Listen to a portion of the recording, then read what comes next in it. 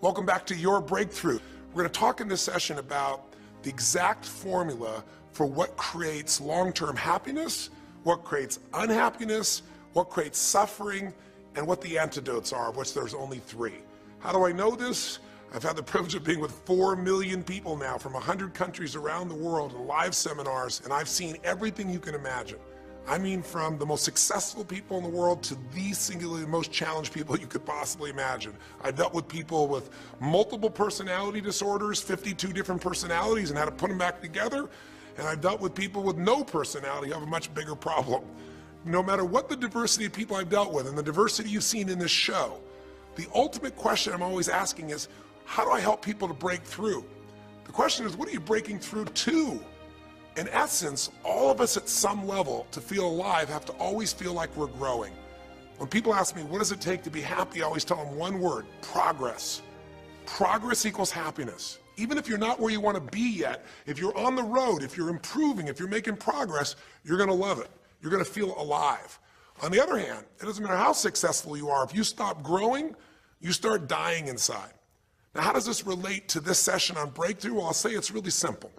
If you and I want to know what it takes to be happy, we have to understand what is our current blueprint of how our life's supposed to be. Now, what do I mean by blueprint? Well, we have a story in our head of how life's supposed to be. Some people's story is you work hard in school, you become really great, you're a nice person, you're a good person, and then you grow up and you take care of yourself and you find the ideal man and you fall in love and you have a white picket fence and you have 3 perfect children and you live happily ever after.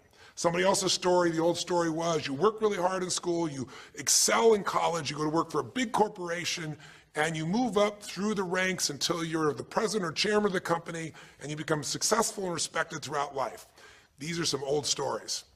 Obviously, the stories that we hear today of what people's lives are supposed to be like are completely diverse.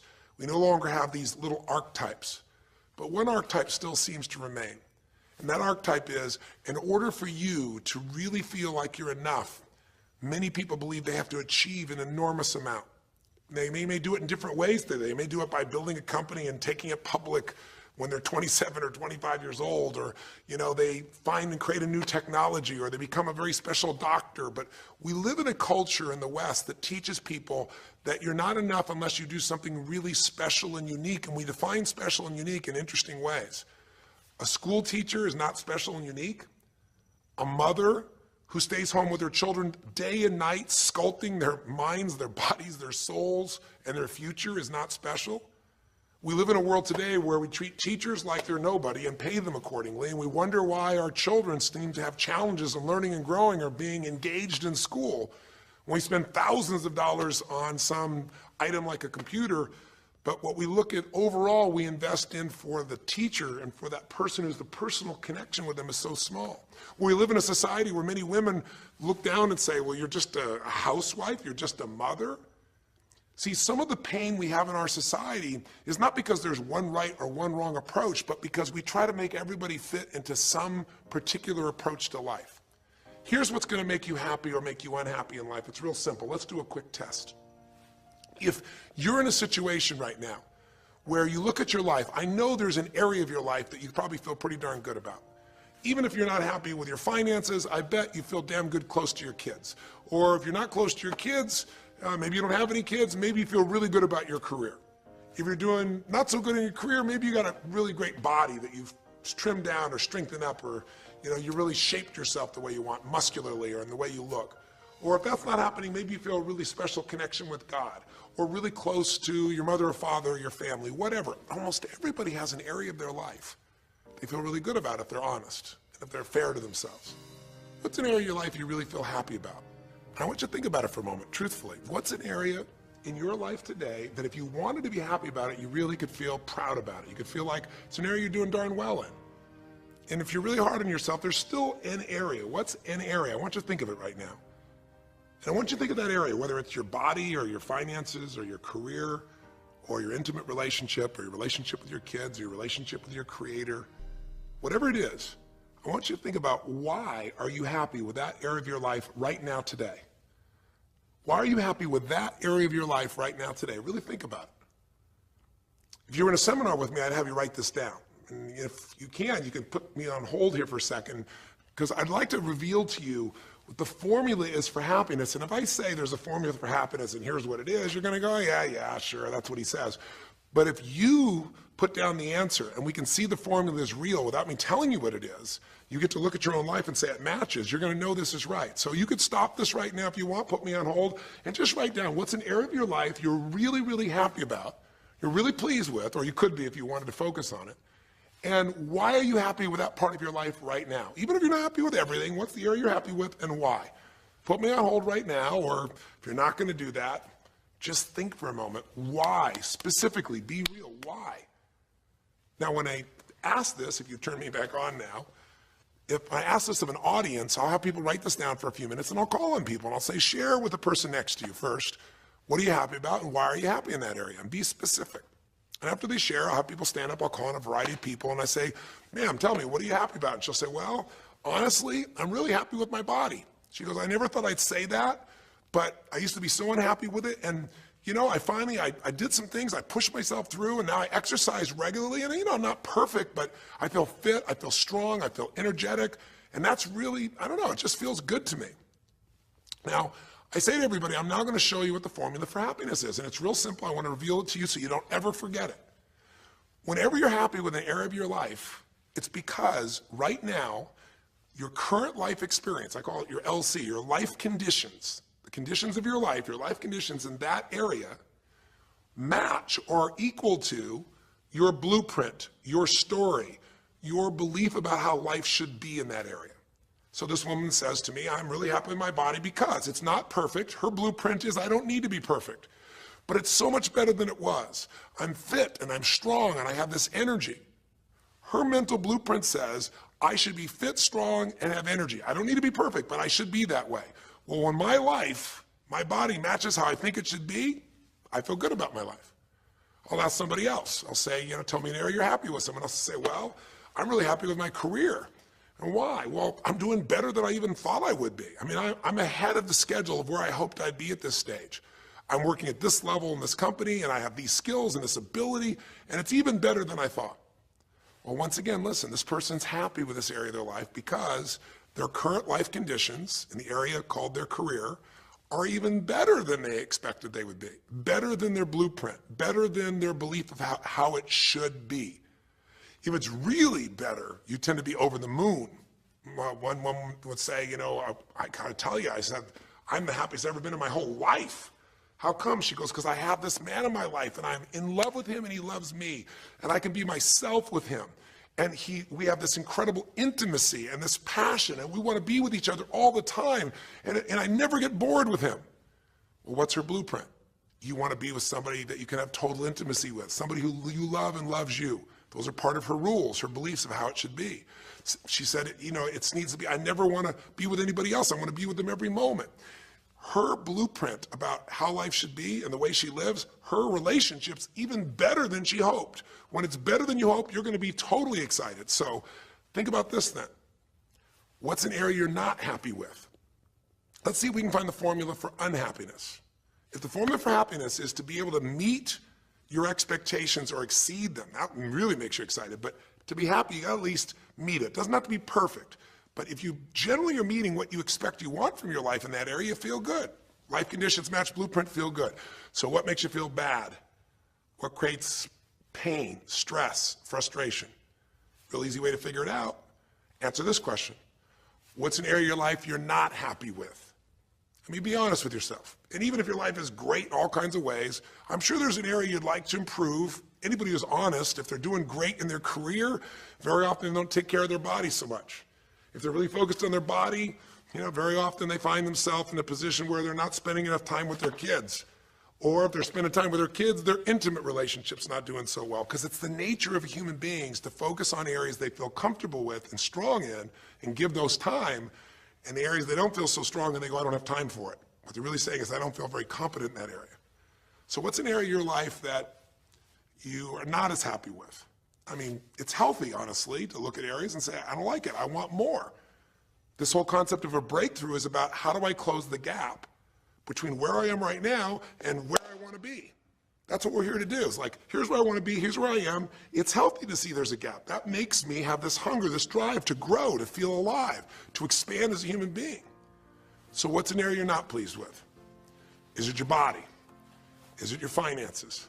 Is it your career? Is it your spiritual life or lack thereof in terms of feeling connected in that area?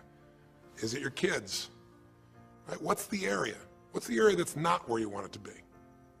And then answer for a moment, why aren't you happy with that area of your life right now? Why specifically today are you not happy with that area of your life at this stage of your time of your life? Again, you can stop this and write it down. Might be useful for you. Or if you're going to keep it running, you can stop it and you'll turn it right back on and I'll kick into it. Do that now. Or if you kept it running, then I'll give you what happens. I have people write this down and they don't like this exercise so much. Well, I don't like my body, or I don't like my finances, I don't like my career, I don't like the person I'm in a relationship with, I don't like myself the way I'm in relationships. Why? And they write it all down. Have people share back and forth. I call on people, and the lesson's pretty clear. I tell people in advance, here's the formula for unhappiness. I'll show you before you do anything else. When your life conditions, the way you're living your life today, does not match, it doesn't equal your blueprint, your story of how it's supposed to be, then you're going to have disappointment, frustration, or pain. If your life is way different than the way you think it's supposed to be, you can have enormous pain. If it's a little different, you might feel stressed. Make sense?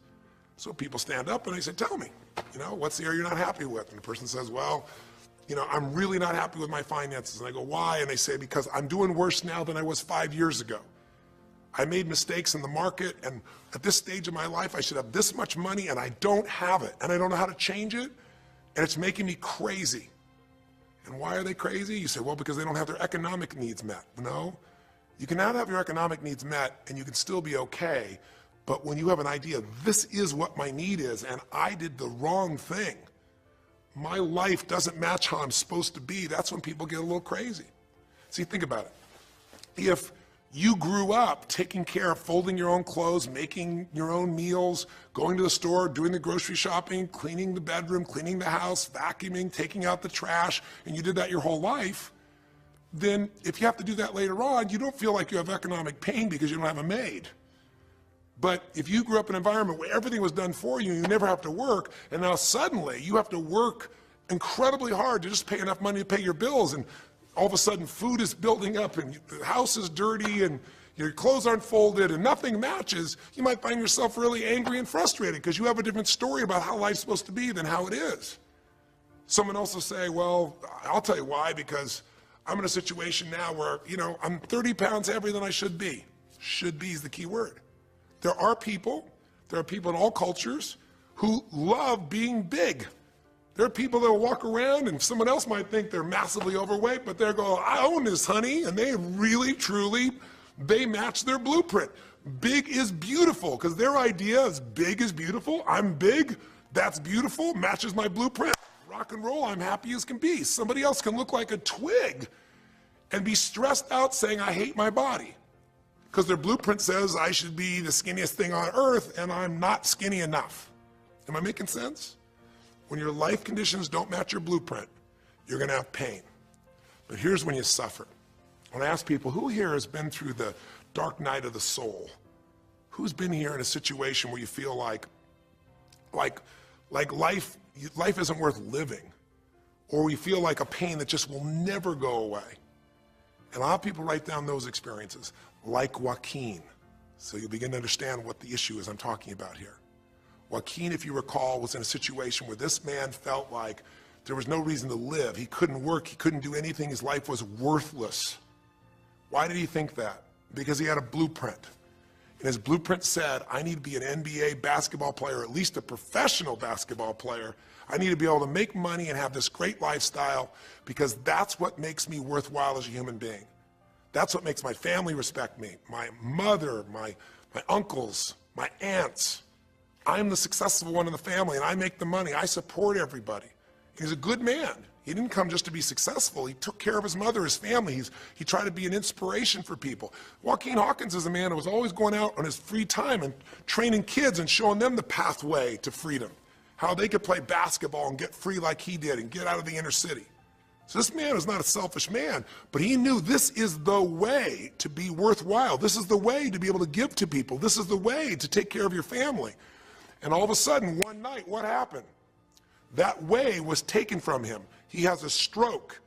And in the middle of the night, his life conditions make it impossible to be who he has to be, or he feels like he's worthless. You get it? We have an identity.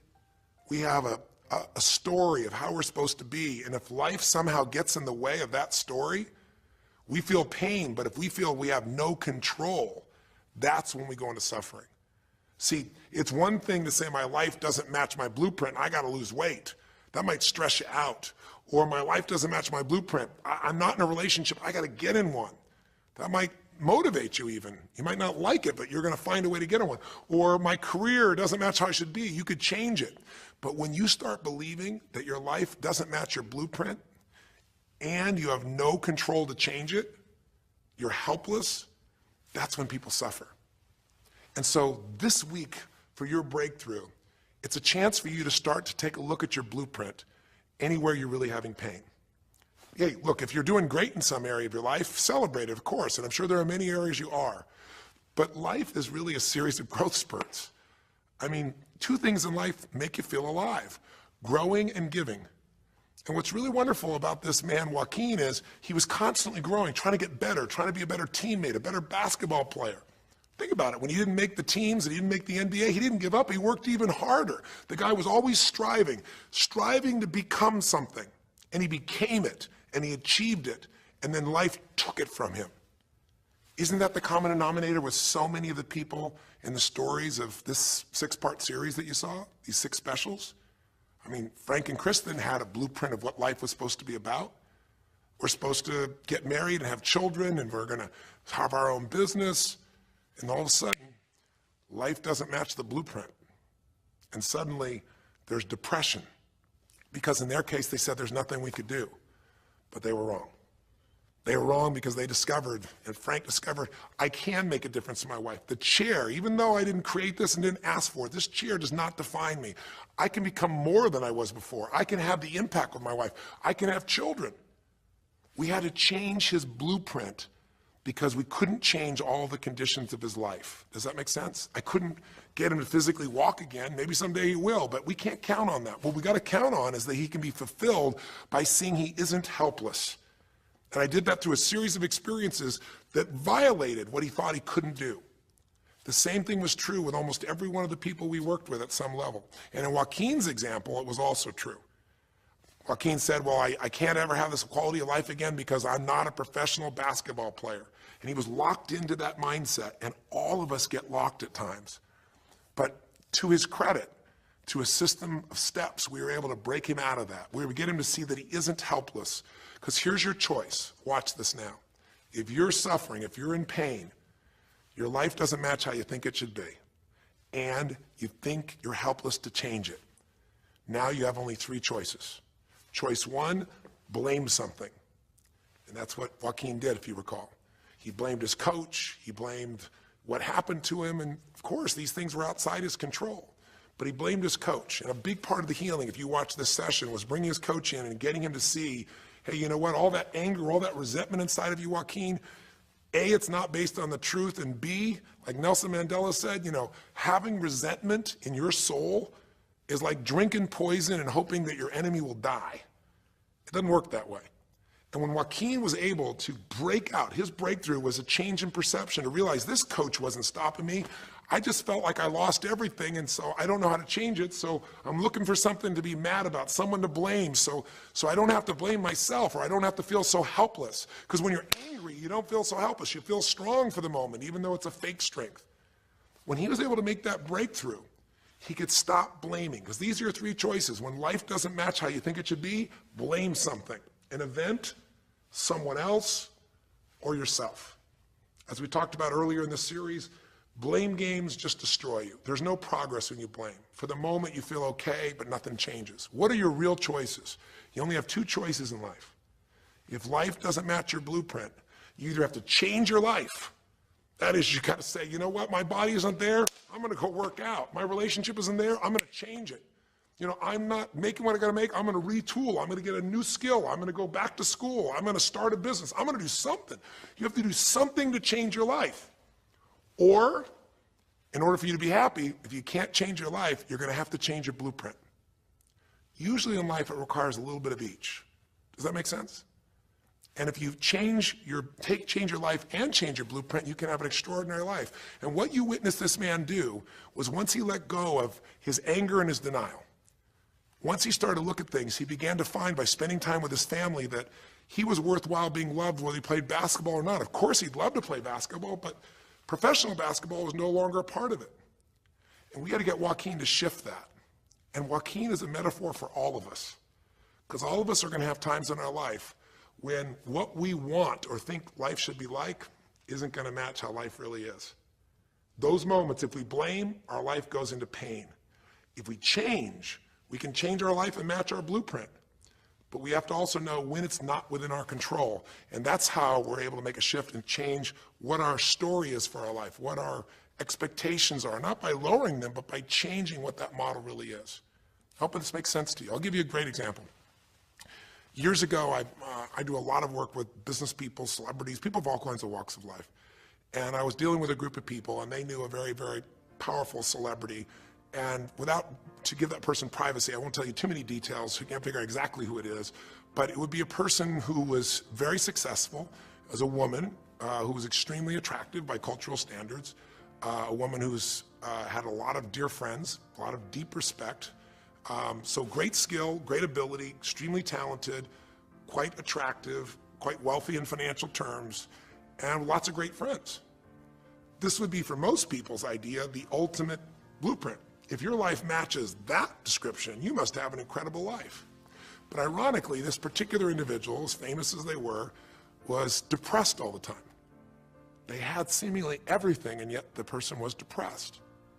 How do you get depressed when you're smart, and you're strong, and you're beautiful, and you got great friends, and you're rich, and you're famous? Well, it's real simple. People said, I don't know what it is. Everyone's tried to help her. She's been through counseling. She's got all these different drugs. Nothing's working. She's taking antidepressants, and she's still depressed, which is not uncommon, by the way. Because if you change the way you feel physically, but you still see your life doesn't match how you think it should be at some level, and you feel like you're helpless to change it, you're going to be depressed. So I said, bring her to me. I said, I can help her. I know that sounds like hyperbole, but I absolutely can help her. Well, how do you know that, Tony? Because I already know what the problem is. I know if someone's depressed, it's because they feel helpless because their life doesn't match how they think it should be. I just don't know what her blueprint is, but we'll find out what it is, and we'll either help her change her life, or we'll help her change her blueprint, or both. Long story short, and very quickly, I'll tell you the core of it. She came to me and she spent maybe the first half an hour telling me, apologizing, saying, I know I should be happier. I know it's silly for me to be depressed. I don't know why I'm so depressed. I know I should be grateful for what I have, and I am grateful. And it was all these reasons why she knows she should feel good, but still didn't. And I tried to finally explain to her, listen, I don't care about that. I care about you.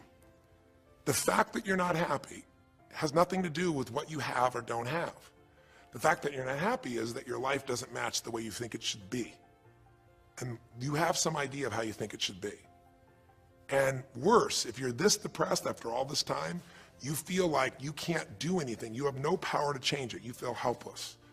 And she looked at me in a certain way, and I said, so what is that? What did you want your life to be like? She goes, well, it sounds stupid. I said, it's not gonna sound stupid to me. She said, well, I don't know. I just always, since I was a little girl, dreamed that I would be married, and I would have 3 basically perfect children, and they would love me totally, and I loved my husband, he loved me, and I said, okay, so how's that working for you so far? And she said, well, I think you know, because she's a pretty famous person. She said, I'm divorced twice, I have no children, and I'm now X age. And to give you a clue, that age would be an age where having a child, your own natural child at least, barring a medical miracle, is not going to happen. So I said to her, well, why don't you just adopt? She goes, no, that's not it. And so what I had to dig under is, remember we talked in one of the earlier sessions about there's the surface problem and then there's the deeper desire or need. So I said to her, I said, well, what if you couldn't have the husband but you could have the kids? And she smiled and she said, I'd take that. I said, well, why not adopted kids? She goes, no, it has to be my own blood children. So I kept digging to find out what was behind her blueprint. Because your blueprint is just a projection of what you think you need to be happy. But as human beings, we're notoriously ineffective at knowing it's going to make us happy. So much that we think we're going to make us happy, we get there and we go, is this all there is? So many things that we think are going to make us miserable and we can never deal with, we go through it and we can handle it. We're not good at projecting these things. All kinds of studies will show this. So I said to her, well, what are you hoping to get from these 3 children? Why do they have to be your blood children? And she finally said, well, if they're my blood children, I know they'll always love me. They'll never leave me. What was she looking for? Unconditional love. She had this big blueprint that said, White House, picket fence, 3 children, perfect husband, you know, all these different things. But what was behind that was a need to feel like she could have love that would be certain and wouldn't go away. So I can help her meet that need. So I said to her, I said, well, maybe one reason you don't have a husband is because every time you look at one, you're trying to figure out if he's going to get you those 3 kids in time and how that's going to happen. And maybe he feels a little stressed when you're looking at him this way because he can feel what's going on behind your bed, even if he doesn't know what the words are.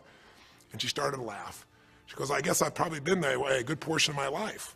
And she goes, people wonder, you know, why I'm so uptight. I said, you're uptight because you felt like you're running out of time trying to meet some picture. But I said, all you really want is love.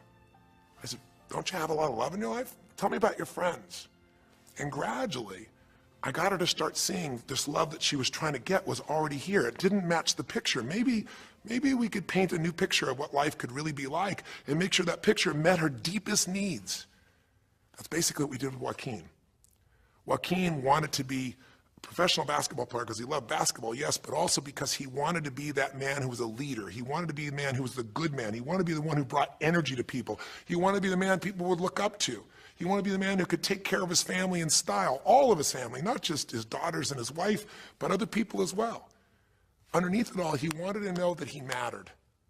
And through the process that you saw in this show, he began to find out that he didn't need to be angry at the world, that yes, his blueprint was taken from him, but his soul and his ability to be a special human being that could touch other people was not taken from him.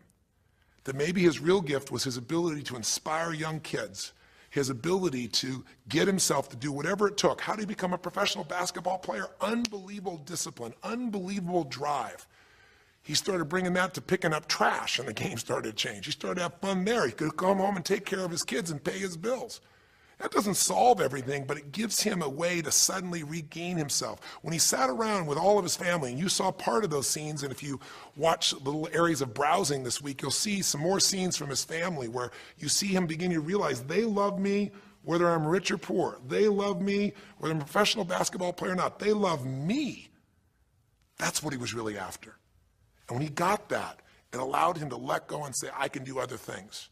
That doesn't mean he won't have challenges. We're all going to have challenges in our life. It doesn't mean that at times he won't wish he's doing more.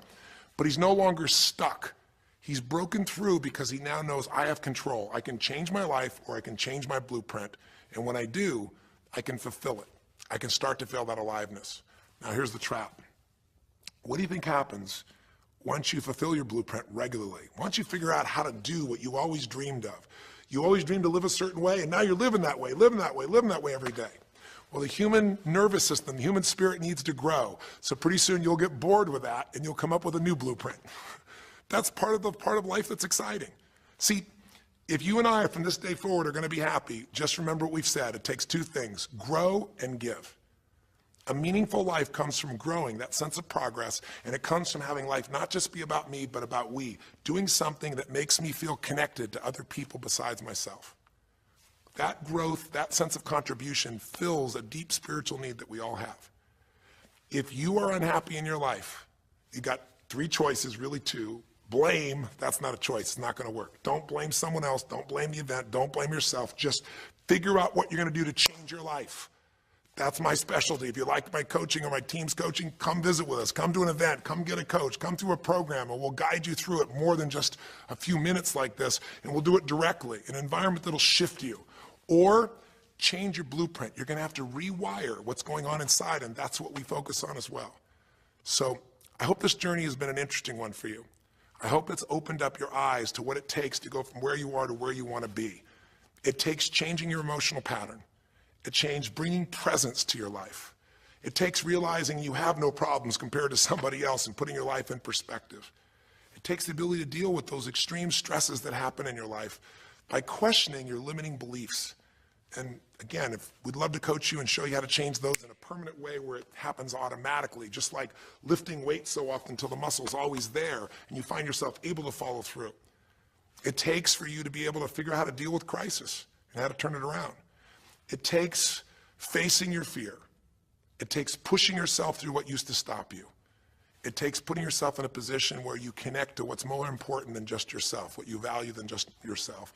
And it takes, I think in this case also, the ability to realize that no matter what happens to you, you're more than that moment. You're more than the story you think you're supposed to be. And that even when you're not matching what you think you need to be, maybe there's a reason for that. Maybe you're having to find a different part of yourself that's going to fulfill you at a much deeper level. Sometimes failing to get your goal gives you your destiny. I can't tell you how many people I've known over the years who had an idea of what they thought their life was supposed to be like, and they didn't achieve it, and they felt miserable and upset and frustrated, and one day an opening happened, and they went, oh my God, thank God that didn't happen. I think it's Garth Brooks had a great song, and it's a song about when he was in high school, and he was in love with this girl, infatuated with her, and she didn't even know that he existed. And he prayed to God every day that she would notice him, that she would fall in love with him. And then sure enough, she never did. He was so disappointed. His blueprint didn't match. His life didn't match it because she didn't even know he existed. And he felt this suffering. He could do nothing to turn it around.